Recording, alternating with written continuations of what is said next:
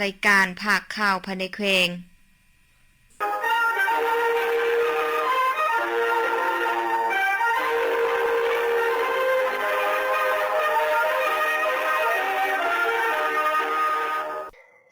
ท่านผู้ฟังที่เคารพต่อไปให้ประธานมารับฟังภาคข่าวภายในแขวงที่มีหัวข้อข่าวพร้อมเนื้อในดังต่อไปนี้ปิดกองประชุมคณะกรรมการปกครองแขวงพงศลีครั้งที่2ประจำปี2026กองประชุมดังกล่าวได้เปิดขึ้นณตอนเช้าของวันที่16กรกฎาคมและปิดลงโดยผลสำเร็จในตอนแลงของวันที่17กรกฎาคม2026ที่ห้องประชุมสันหาตึกสำนักงานปกครองแขวง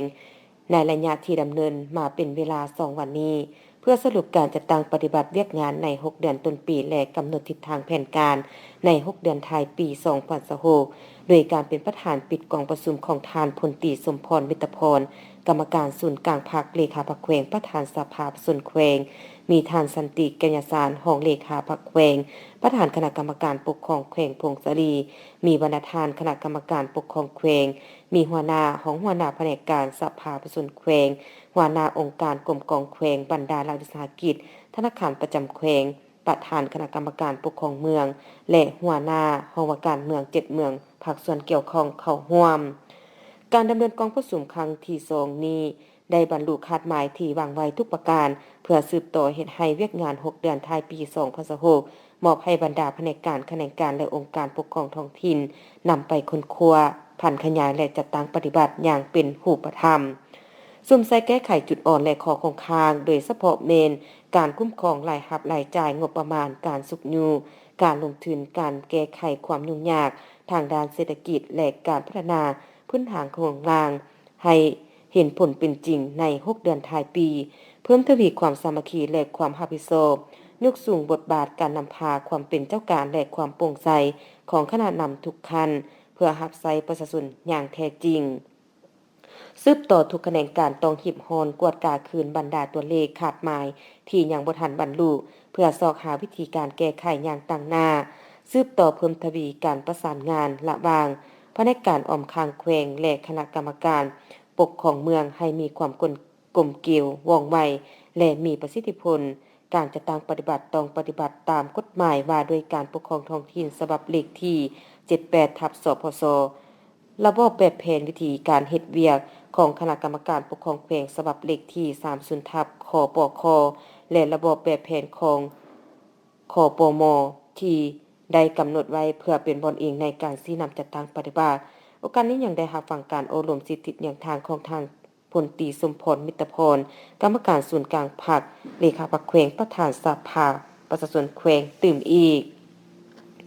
คณะกรรมการแนวหลาสังสาสตร์แขวงพงศลีจัดกองประชุมครบคณะครั้งที่2สมัยที่8กองประชุมดังกล่าวได้จัดขึ้นณตอนเช้าของวันที่20กรกฎาคม2026ที่ห้องประชุมชั้น3สำนักงานปกครองแขวงเข้าร่วมมีทานพลตรีสมพรมิตรพรกรรมการศูนย์กลางภาคเลขาพรรคแขวงประธานสภา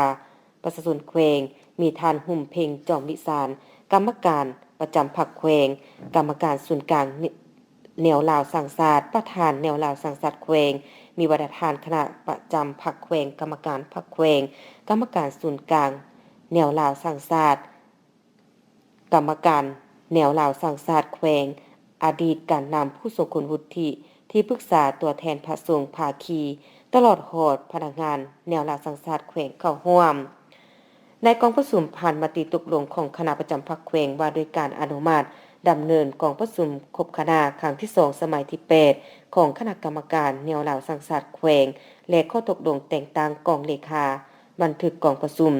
จากนั้นทานหุ่มเพ็งจอมวิสารกรรมการประจำพรรคแขวงกรรมการศูนย์กลางแนวลาวสังสาสตร์ประธานแนวลาวสังสาสตร์แขวงได้กล่าวเปิดกองประชุมพร้อมทางผ่านบทผ่านขยายมาติกองประชุมใหญ่ครั้งที่12ของศูนย์กลางแนวลาวสังสาสตร์มาที่กองประชุมใหญ่ครั้งที่8ของคณะกรรมการแนวลาวสังสาสตร์แขวงพร้อมนั้นท่านสุขประเสริฐปันอ่อนรองประธานแนวลาวสังสาสตร์แขวงผ่านมติรับรองเอาคณะกรรมการประธานรองประธานคณะประจำของแนวลาวสังสาสตร์มติว่าด้วยการแต่งตั้งคณะที่ปรึกษาแนวลาวสังสาสตร์ผ่านข้อตกลงแบ่งความรับผิดชอบของคณะกรรมการแนวลาวสังสาสตร์แขวง77ทานผ่านข้อตกลงแบ่งความรับผิดชอบสีนำเมือง ของคณะประจำแนวหลังสังสัตว์แขวงผ่านบททาแข็งทาอ่อนของคณะกรรมการแนวหลังสังสัตว์แขวงสมัยที่8ผ่านแผนดำเนินงานของคณะกรรมการแนวหลังสังสัตว์สมัยที่8ผ่านหางบทสรุปเวียกงานของคณะกรรมการแนวหลังสังสัตว์แขวงได้กองประชุมครั้งปฐมฤกษ์5ปัจจุบันและทิศทางเวียกงานจุดสูมประจำปี2026และผ่านหางบทสรุปตีราคาการจัดตั้งปฏิบัติแผนพัฒนาแนวราวสังสัตว์แขวงประจำปี2026และแผนพัฒนาของแนวราวสังสัตว์แขวง5ปี2026-2030ได้รับของในกองประชุมใหญ่ผู้แทนแนวราวสังสัตว์แขวงครั้งที่8รวมมี6แผนงาน21โครงการเพื่อเฮ็ดให้บรรดาแผนงานโครงการดังกล่าวได้รับการจัดตั้งปฏิบัติตัวจริงในแต่ละระยะนั้นแนวราวสังสัตว์แขวงได้ค้นคว้าสร้างเป็นแผนดำเนินงานเวียกแผนจุดศูนย์ในแต่ละปีซึ่งใน6เดือนต้นปี2026ได้จัดตั้งปฏิบัติบางโครงการที่นอนอยู่ใน4แผนงานรวม10โครงการ11แผนเวียกจุดซูมในนี้เสริมสร้างคุณงามความดี2โครงการเสริมสร้างคุณวุฒิมี3โครงการส่งเสริมคุณธรรมทางศาสนาแผนงานที่4มี3โครงการปฏิบัติใด1โครงการและโครงการฝึกอบรมคุณธรรมทางศาสนาให้แก่พระสงฆ์สามเณรศีลวัตรแนวห่มบานและองค์การเกี่ยวข้องแต่ละขั้นคณะประธานกองประชุมมีคำถามเจาะจีมพร้อมต่างประกอบคำคิดคำเห็นและพิจารณาหับหองและมอบใบย่อๆใบสมเสยให้คณะกรรมการแนวราวสังสาสตร์แขวงพงศาลีโอกาสนี้ท่านพลตรีสมพรมิตรพรกรรมการศูนย์กลางภาคเลขาพรรคแขวงประธานสภาประชาชนแขวงได้มีคำเห็นโอลมตื่มอีก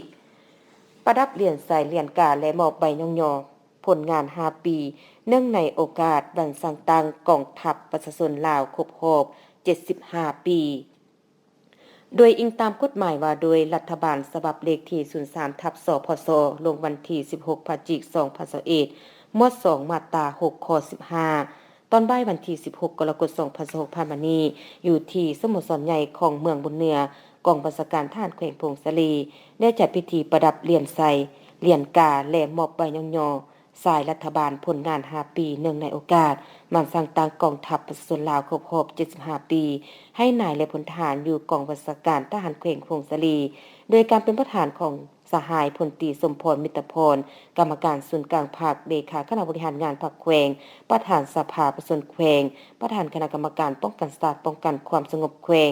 สหายพลจตวาเสียงเพ่งบัวละวงกรรมการภาคแขวงเลขาคณะภาคหัวหน้าการเมืองกองบัญชาการทหารแขวงห้องประธานคณะกรรมการป้องกันศาสตร์ป้องกันความสงบแขวงผู้ประจำการมีพนักงานอาวุโสบำนาญอดีตคณะภาคคณะบัญชาพนักงานนายเลพลทหารพนักงานรักแดงทั่วทหารแขวงเข้าร่วมอย่างหลวงลายสหายพันโทบุญเพ็งแสงสุรีคณะประจำภาคกองบัญชาการทหารแขวงพงศาลีรักษาการหัวหน้าห้องการเมืองกองบัญชาการทหารแขวงได้ผ่านรัฐดำรัสของประธานประเทศและดำรัสของนายกรัฐมนตรีว่าได้การประดับเรือนใจแห่งงานเรียนกาแห่งงานและมอบใบย่อๆรัฐบาลให้นายและพลทหารอยู่ทั่วทหารแขวงพงศาลีที่มีผลงานประกอบส่วนเข้าในการปฏิบัติหน้าที่เวียกงานป้องกันศาสตร์ป้องกันความสงบตลอดระยะ5ปี2019-2024เนื่องในโอกาสวันสร้างตั้งกองทัพประชาชนลาวครบรอบ75 ปีสาวมังกร1949 สาวมังกร2024ผลงานดังกล่าวเป็นการประกอบส่วนอันสำคัญเข้าในการปกปักรักษาและสร้างสรรค์พัฒนาประเทศชาติในนี้ได้มอบเหรียญใส่แห่งงานชั้น1จำนวน10สหายเหรียญใส่แห่งงานชั้น2จำนวน111สหายเหรียญใส่แห่งงานชั้น3จำนวน270สหายเหรียญกาแห่งงาน537สหายและใบย่อๆรัฐบาล226สหายในโอกาสที่มีความหมายสำคัญนี้สหายพลตรีสมพรมิตรพรประธานพิธีได้อบรมต่อพิธีซึ่งก่อนอื่นสหายได้เน้นหนักให้รักษามุนเสื้อปฏิบัติสืบต่อปรับปรุงก่อสร้างพลังงานหนักโขบให้มีความหนักแน่นทางด้านการเมืองแนวคิดให้เข้มแข็งทางด้านการจัดตั้งมีความจงรักภักดีต่อประเทศชาติต่อระบบใหม่เชื่อมั่นต่ออุดมการณ์ของพรรคของชาติสืบต่อสุขอยู่เวียกงานก่อสร้างหลักฐานการเมืองแนวคิดเอาใจใส่จัดตั้งปฏิบัติระเบียบกฎหมาย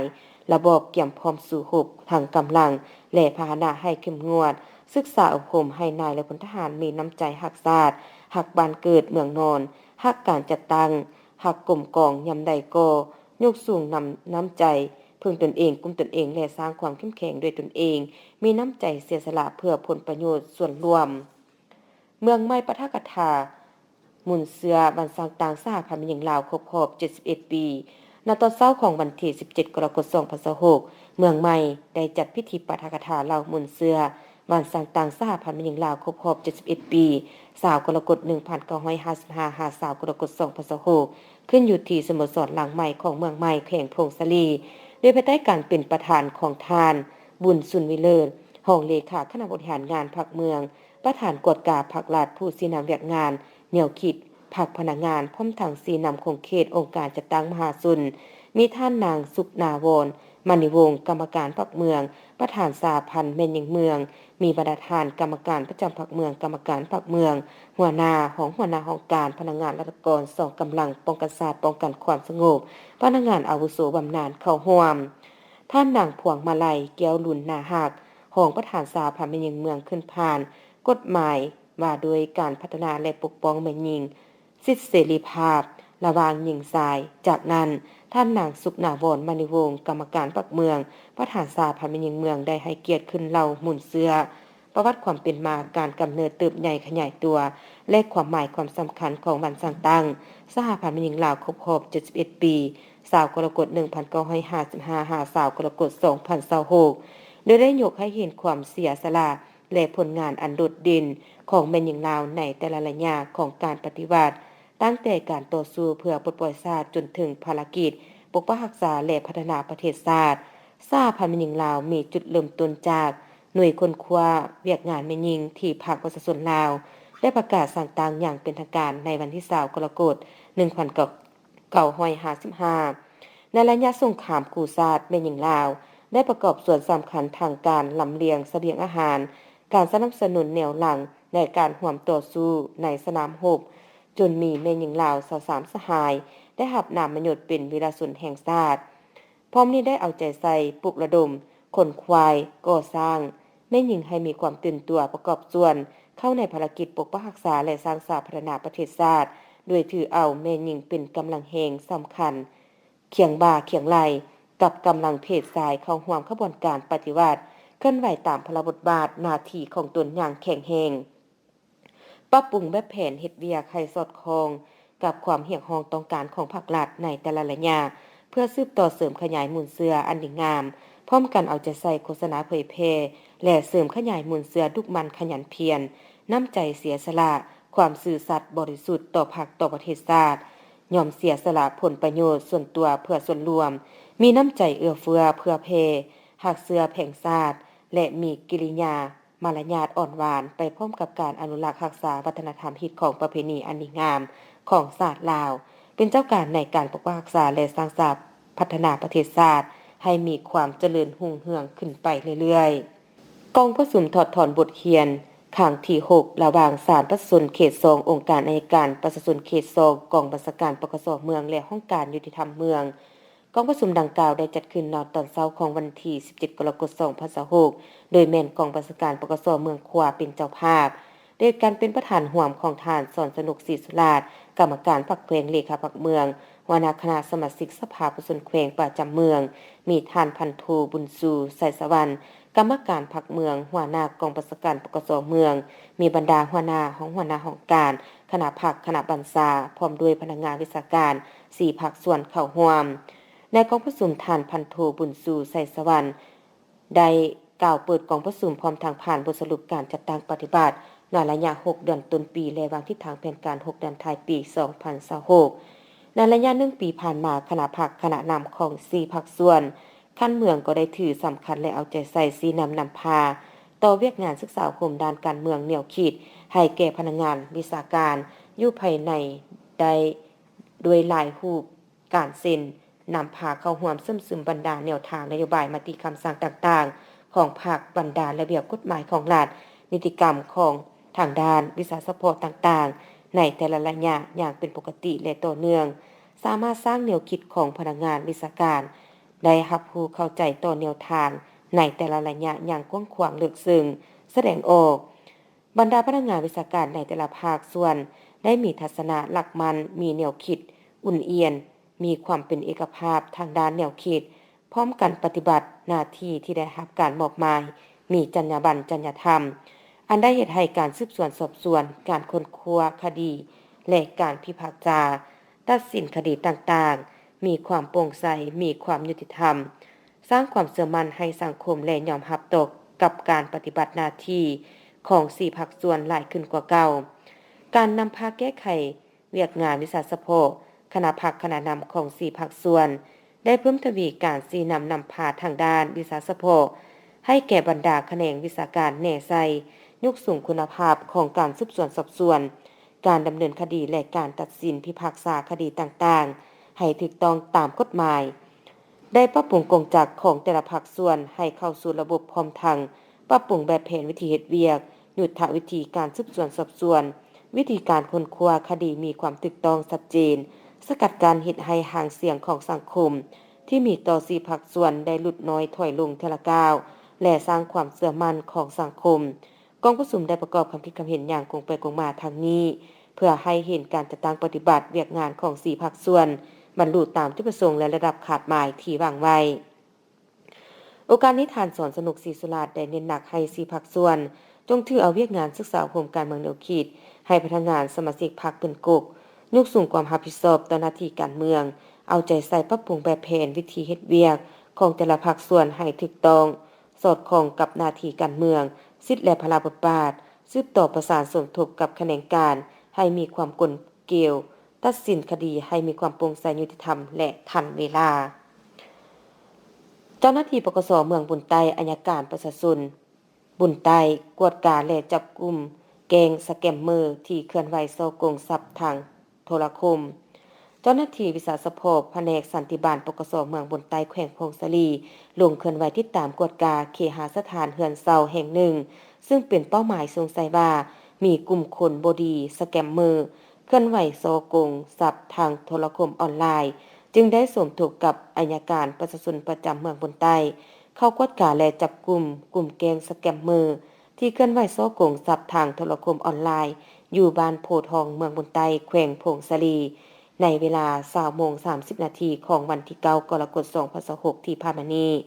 สามารถจับกลุ่มได้5คนหญิง1คนมีเฒ่าขอป่าลาวยางอายุ23ปีอาชีพบางงานอยู่บ้านผาปูนเก่าเมืองบุญเหนือแขวงพงศลีเฒ่าคำสวัสดิ์อายุ24ปีอาชีพบางงานอยู่บ้านผาปูนเก่าเมืองบุญเหนือแขวงพงศลีเฒ่าโนเซอายุ23ปีอาชีพบางงานอยู่บ้านผาปูนเก่าเมืองบุญเหนือแขวงพงศลีเฒ่าปุ้ยแก้วปัญญาอายุ29ปีอาชีพบางงานอยู่บ้านห้วยคุ้มเมืองไสแขวงอุดมไสและนางยอมสอนณวงศ์อายุ21ปีอาชีพบางงานอยู่บ้านขอนพระจันทร์เมืองนาแลแขวงหลวงนำทาพร้อมของกลางคอมพิวเตอร์ตั้งโต๊ะ5หน่วยโน้ตบุ๊ก2หน่วยโทรศัพท์มือถือ13หน่วยบัตรประจำตัว5บาทรถถีบไฟฟ้า1คันบัตร ATM 2บาทปึ้มบัญชีเงินฝาก4หัวปึ้มพันแดน2หัวผ่านการสืบสวนสอบสวนของเจ้าหน้าที่ในเบื้องต้นพวกเกี่ยวได้รับสารภาพว่าในเบื้องต้นพวกเกี่ยวได้ไปเฮ็ดเวียกอยู่เขตเศรษฐกิจพิเศษสามเหลี่ยมทองคำแขวงบ่อแก้วจากนั้นจึงได้กลับคืนมาอยู่บ้านฮอดปี2026พวกเกี่ยวทั้ง5จึงได้สักส่วนกันเซาเฮือนพักแห่งหนึ่งที่บ้านโพทองเมืองบุญไต้แขวงพงศลีหลังจากมาอยู่ได้ระยะหนึ่งจึงสั่งซื้อคอมพิวเตอร์จำนวน5สูตรแล้วมาเริ่มเฮ็ดแอดมินตอบแชทโดยมีนายหน้าคนจีนประจำอยู่เขตพิเศษเศรษฐกิจพิเศษสามเหลี่ยมทองคำเป็นผู้ส่งไฟล์ตอบแชทมาให้แล้วพวกเกลแชทหาลูกค้าหรือเหยื่อผู้หลงเชื่อมาร่วมลงทุนโดยอ้างว่าเป็นการลงทุนทางด้านอสังหาริมทรัพย์โดยเฉลี่ยมือหนึ่งมีออเดอร์เข้ามาสั่งซื้อหรือร่วมลงทุนบ่ต่ำกว่า20ออเดอร์ส่วนค่าตอบแทนเงินเดือนนายหน้าจะได้ไล่เป็นเงินตามเป้าของเวียกเฉลี่ยประมาณ 3,000 หยวนบางเดือนถ้าได้ลูกค้าหลายเงินเดือนก็จะเพิ่มขึ้นแต่ถ้าได้ลูกค้าน้อยเม่นจะลดลงผ่านการรวบรวมข้อมูลในเบื้องต้นทางเจ้าหน้าที่แผนกสันติบาลปกส.เมืองบุญไต้จึงได้ประสานสมทบกับเจ้าหน้าที่วิสาสะเพาะห้องตำรวจปกส.แขวงพงศลีและดำเนิน การมอบตัวผู้ต้องหาในครั้งวันที่15 กรกฎาคม 2026 ที่ผ่านมานี้ปัจจุบันคดีดังกล่าวยังอยู่ในขั้นตอนการสืบสวนสอบสวนของเจ้าหน้าที่ปกส.แขวงพงศาลีเพื่อสอบหากลุ่มแก๊งผู้ร่วมขบวนการมาดำเนินคดีตามระเบียบกฎหมายเปิดประชาสัมพันธ์ย่อยของโครงการสร้างความเข้มแข็งเวียกงานขึ้นทะเบียนออกใบตาดินอย่างเป็นระบบที่บ้านศพอัด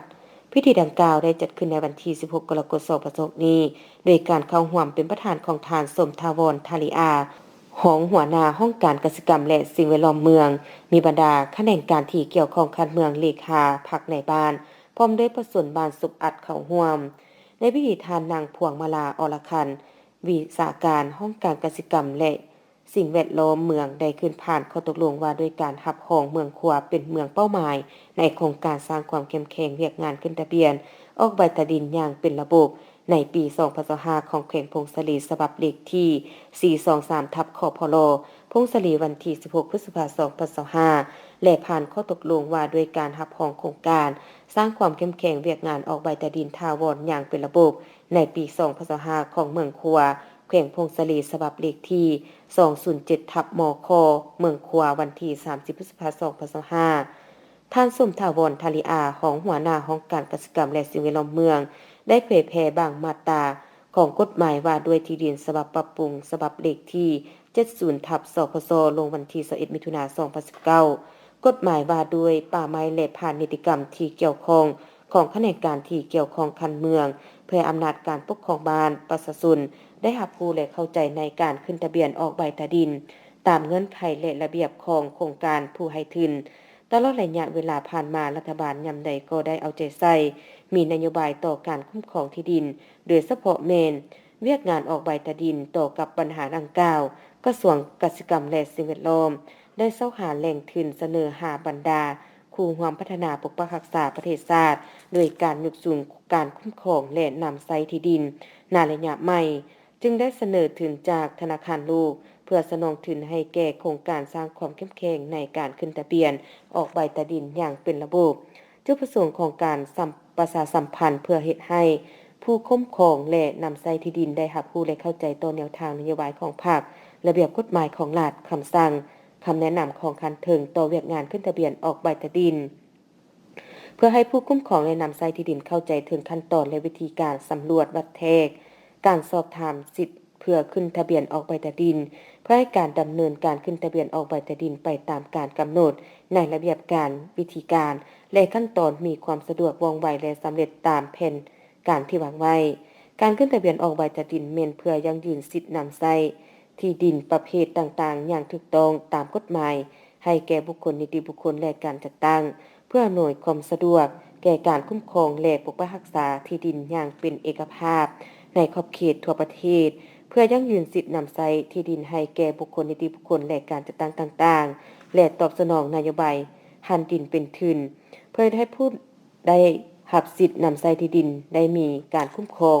และพัฒนาที่ดินของตนตามจุดประสงค์และนำไซ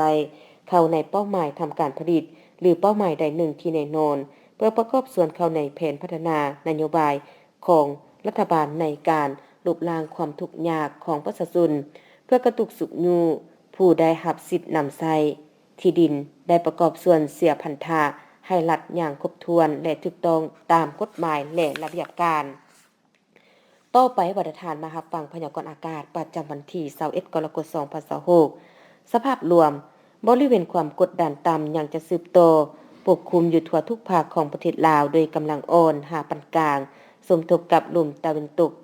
เฉียงใต้พัดปกคลุมเป็นส่วนใหญ่ซึ่งจะเฮ็ดให้อากาศอย่างจะร้อนและจะมีฝนตกฟ้าร้องฟ้าเลื่อมในระดับคอยอยู่ทั่วไปและจะมีฝนตกในระดับคอยอยู่เกือบทั่วไปและจะมีฝนตกปานกลางเพราะมีลมพัดแรงอยู่บางบ่อนในแต่ละภาคพยากรณ์อากาศในเวลา 7:00 นของวันที่21 กรกฎาคม 2026หาเวลา 7:00 นของวันที่22 กรกฎาคม 2026สภาพอากาศของแขวงพงศาลีและบรรดา7เมืองจะมีฝนตกอยู่ในบางบริเวณเนื้อที่การปกคลุมของฝนเท่ากับ50ส่วนห้อยอุณหภูมิต่ำสุดอยู่ในระหว่าง18-20องศาและอุณหภูมิสูงสุดอยู่ในระหว่าง22-24องศา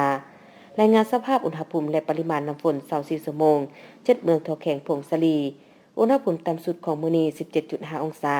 อุณหภูมิสูงสุดของมื้อวานนี้ 22.5 องศาปริมาณน้ำฝน24ชั่วโมงผ่านมาเมืองบุญเหนือ31มิลลิเมตรเมืองพงสลี23.5มิลลิเมตรเมืองบุญไต